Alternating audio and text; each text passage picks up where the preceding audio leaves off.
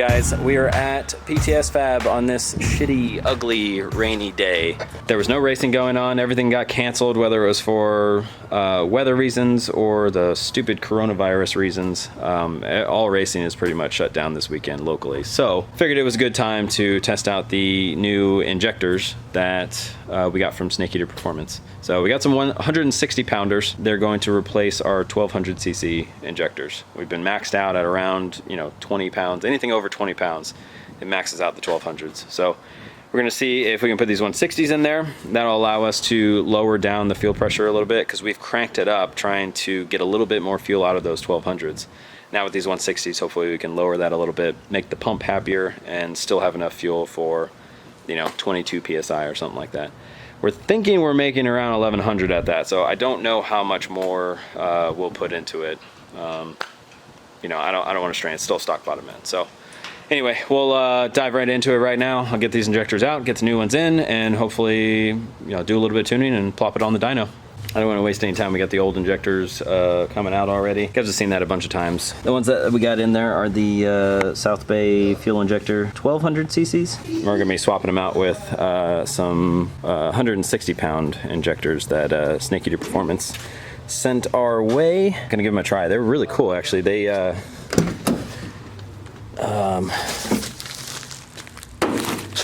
gave us the adapters to keep it the same length that we have the current injectors. So these just plop onto the top of those really short injectors.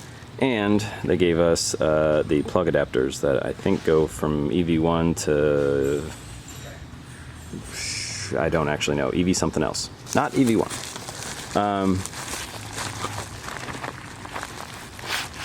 Find an injector here. Total package will look like this. So same length as the other ones, same total length as the other ones. I'm not sure if the bottom, because I actually have adapters that go on the bottom as well as the top. So I don't know if maybe that plug is gonna sit at a slightly different height. For the most part, these should fit in the same spot, so I can use the same hole in our rail. And hopefully they give us some more fuel because we are lacking it around 21 PSI. So I'm gonna pop these in real quick and yeah, then we'll try to get the calibration set and start it up. All right, so as usual, it can't be easy. So we were trying to use these new injectors, which are the LS3 length, and we were trying to use the provided top hats to make them the same length as like a LS1 length injector. It looked like it made it the right length, but as soon as we sent fuel pressure to it, it pushed the hats down too far onto the injector, and it was able to leak a bunch of fuel everywhere. So glad we didn't try to start it up and we tested fuel pressure first, but yeah, that's definitely not gonna work out. So, but because of the manifold that I have, I figured it would be easy to just use, so this manifold has two sets of holes to hold the rail on. It can do this top hole, which is, for the LS1 length injectors, or it can do the bottom hole. I know it's gonna be really hard to see, but basically this hole right here is for the top injectors, and then where I have it right now is in the bottom hole. So it moves the whole fuel rail down really low, and that goes directly over the LS3 length injectors. So I figured, problem solved, we'll just run it without the adapters, because this fuel regulator, the only reason why I even tried to run the LS1 length was because the regulator would move down also, and I was worried about this fitting, hitting the valley cover. But didn't have to move down that far, so everything is working out. But I guess the pads that it actually mounts to are slightly wider at the bottom, because I'm assuming this runner comes out like that. So the problem that we're running into is I can get this spacer in there and I can get the back spacers in there, because the backs are independent. They're not tied together with the regulator like that. They have two independent lines going up to them, so they move separately. So those went in no problem, but I put this one in, and now the gap for this is too small. So, if I could just move this rail out a little bit, that would be great. The problem is these lines that tie the rails together into the regulator are too short.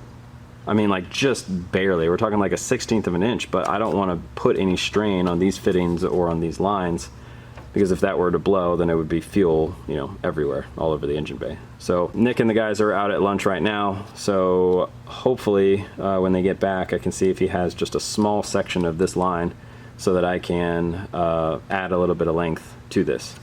So I'll probably just do is, you know, secure the rail where it needs to be and then remeasure the line that needs to go between there and reinstall it. So I don't know, fingers crossed. I don't know how much line he has laying around, but it's never easy. I've swapped these injectors in and out like, you know, probably 100 times, and it got it down to where I could do it with my eyes closed. But putting the new injectors in, I mean, we had issues with some of the clips too. Just little stupid stuff like that we're having issues with, and it's taken us a long time. So at this point, I'm just hoping to be able to get the car, you know, started back up and running on these current injectors. Whether we actually put it on the dyno and go for power, I don't know at this point. So we'll see.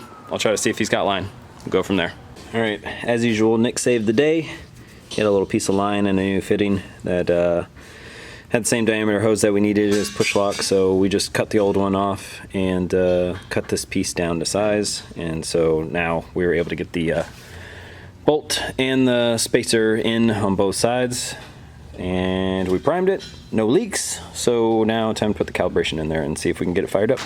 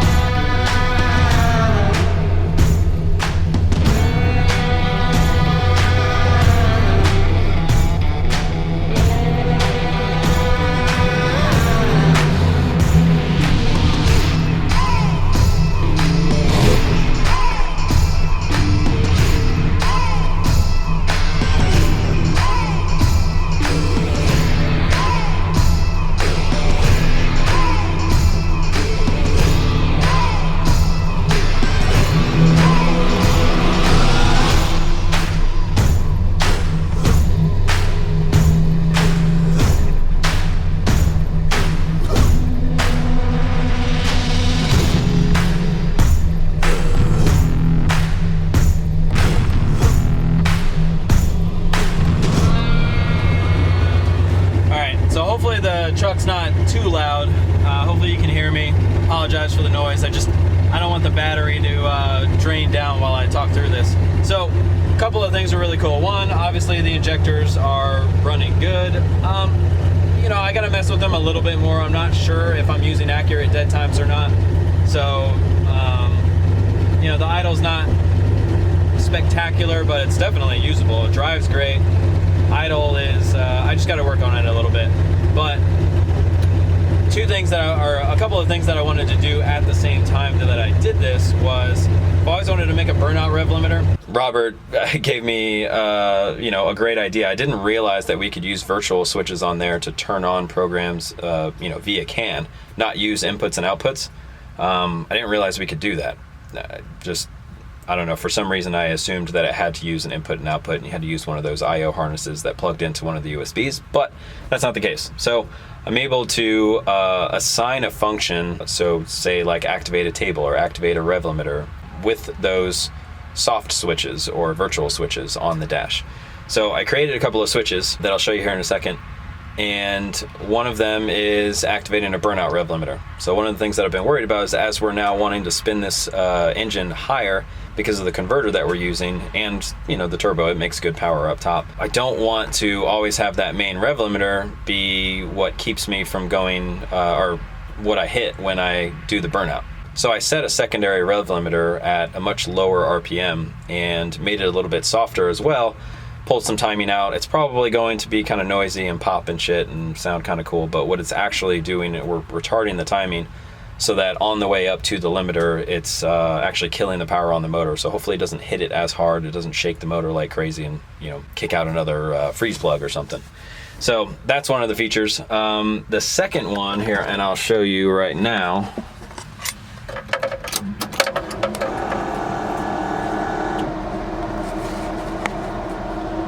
Yes, my dash is held in by duct tape. It's a long story. I don't want to talk about it. Okay, so we made this screen, and this screen is just selectable. You can go to any of these. I usually drive around on this one, but we can use that other one that we made just for switches. And so this one up here it turns on a table that gives me, that pulls a certain amount of timing based on what my RPM is at versus time from letting off the trans brake. And so I've set 3 levels of this because I have 3 different tables that, you know, one's for a road that has a whole lot of grip, and so that'll be fast. You turn that on, that table is now enabled. If I roll up to the line and somebody brakes and it turns out, you know, crap, we're moving the line up, so now it's going to be, we're going to be racing on, you know, no rubber, bare surface or something like that. You can very easily just click that off and click on this one, which is for a slow road or, you know, one with not that much grip. So same sort of thing, I can turn that off, and when we're getting ready to do our burnout, just turn the burnout rev limiter on. That enables both the secondary rev limiter that's going to be at 6 grand, as well as the table that will retard timing on the way up to that rev limiter. So really cool. Glad you know, Robert gave me a heads up and made me realize that we can use these, because this is going to be really, really useful. I'm going to put 2 other switches down here, and I'm going to label them OCD1 and OCD2 because it does bother both Robert and I that these aren't balanced, and I just don't have anything else to use these switches for. We'll find something for them. Now that I know that we can do that, I mean, I'll probably make some other switches just for some on-the-fly changes. It's really nice. So as you can see outside, it is wet and nasty. So no racing, like we said before, but I drove it around a little bit, and I think it's good enough to test out the burnout rev limiter. So really curious. We probably shouldn't. We probably need to actually tune it, but it took too long with having trouble with the injector clips and the top hats, and then having to make a new line for the fuel pressure regulator and stuff. It just it took a lot of time, so we're not going to do the dyno. It's going to take too long, and it's already kind of toward the end of the day. So we'll do it another time, but yeah, glad we got the injectors going and everything. So yeah, let's try this burnout thing.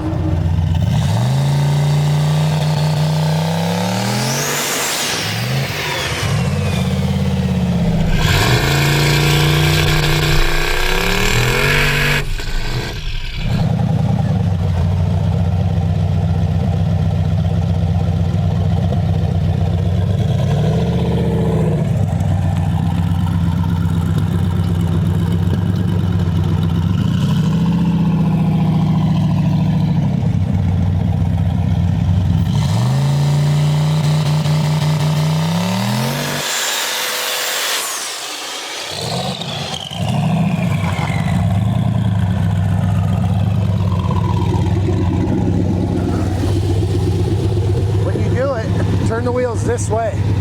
Well, yeah, but why does it even require that? Like, what is it fucking doing? I mean, you're just sliding the front tires. Oh, is that why it's trying to turn? Yeah, one's holding in the other? Yeah, basically. Oh, okay. I was like, what the f is going on? I felt like I was recording a Mustang. I'm like, oh shit, oh shit. I know. I was like, all right, I think I'm good. I'll bail if it gets bad. Yeah, but it's fucking soaking wet. Like, how the hell is this so hard to do? Because it's an LS. Sick burn.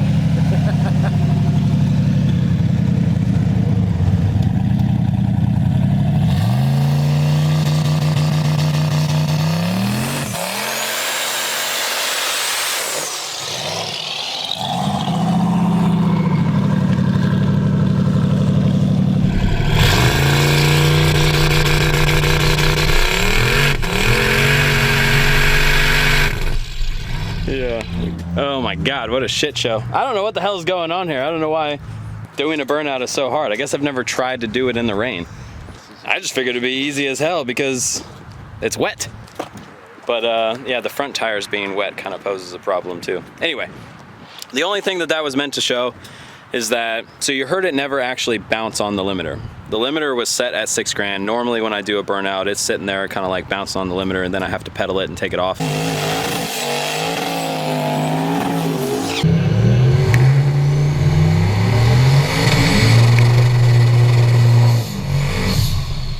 So I pedaled it a few times, but every time I got on it, I was floored all the way. And it just stayed right there at that RPM. It was a nice, steady limiter. Like, I don't even know if it actually made it to the limiter. I'll look at the log, because it probably logged those, and see if it even made it to 6 grand. It might have been stopping it right at 2,900 because I had so much timing out of it to where it just held there. So not something I want to do for a like crazy long period of time. I think that works pretty good for, I mean, because normally my burnouts are just 1, 2, 3 for like maybe 1 second, and then like the tires are plenty hot by that point. So this just makes it to where I'm not bouncing on the rev limiter and possibly shaking stuff loose. So I like it. It's a hell of a lot more consistent. It's a nice smooth limiter instead of it just bouncing around. So I'll probably use that from here on out. If anything, I might bump it up to where the limiter used to be. So we used to have a limiter at about 6,800. Maybe I'll have this same setup, but have it be up a little bit higher, like, you know, 6,500 instead of, you know, it cutting it at like 59. So, because I'm not worried about, you know, bouncing off the limiter that we always have. I'm just worried about it bouncing off of a higher rev limiter. Like if we want to spin it to 7,500 on the pass, but I don't want to be doing that every time we do a burnout, just banging on the limiter. I don't know, we'll fiddle around with it a little bit, but it works. All that is an advanced table that pulls out a bunch of timing right before whatever limiter RPM I have it set at. And then it's both of them are activated by that virtual switch on the dash. So next thing we'll test out after we get done with the dyno and whatnot and make sure fuel and timing and everything are good is test out those 3 tables that retard timing based on RPM and time. That's my kind of, I want that to be my primary means of power control. I really want to try to make it work. I think we did make it work previously, but once we changed the converter, it kind of screwed everything up. So give it a whirl and yeah, see how it goes. All right, so we're back at home. It's the next day. I left it overnight. It's been pretty rainy and gloomy again, but I figured it would be a good chance to check cold start. I didn't work on it at all last time. We just wanted to get it started up, and it was warm anyway because we had driven it into the shop. So just kind of curious, just taking a stab at it, not really messing with it at all. How good will it cold start? Just being on the same cold start settings as previous. So see how it does.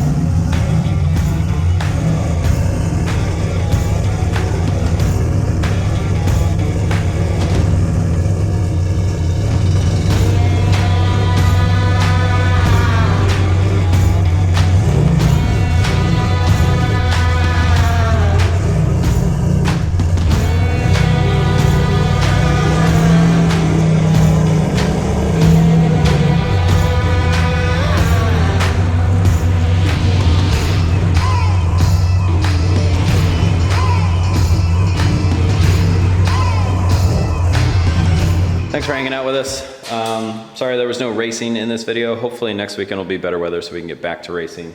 But if it's not, during the week I'll probably drive this around and get it kind of starting to get into power and just make sure fuel and everything is good. So I don't know, if there is rain next weekend, we'll either maybe take this thing to the dyno since it's already ready to go, or I don't know, maybe we'll schedule something to get going on with the El Camino, because we need to get back to work on that, but there's just been so much racing available lately that we've been hitting it pretty hard with Liam. So at some point we're gonna need to take a break with Liam a little bit and get to work on the El Camino. And also kind of recover with money. We've been spending a lot of money racing lately. So it's been worth it because I'm really happy with where Liam is at, especially with, you know, the new transmission in there, the new converter, the new turbo. All of that stuff is making me really want to, you know, take it to Yellow Belly and even take it to XRP. Now that we have the lockup, you know, to where we can actually do some decent top end, the top end that we should have been doing the whole time, I'm a little bit more interested in going to a sticky track like XRP. I think we can do pretty well there now. But previously, like, yeah, we could get out pretty decent, but there was nothing we could do about the kind of power that everybody else makes in the top end. I still think obviously we're outgunned for a bunch of the classes, but I'm thinking about putting a radial on there and doing a little bit more track stuff. Because I think we can still get a radial to work on the street. So, I don't know. We'll have to see what the week holds, whether it's going to be a Liam weekend or an El Camino weekend. But yeah, either way, we'll do some more video as always. So be sure to like, share, subscribe. Make sure the notifications are on. We may, you know, if it's going to be kind of crappy days, maybe we'll do some more live sessions where we're just hanging out, maybe looking over some old logs and videos. So yeah, we'll see you next time.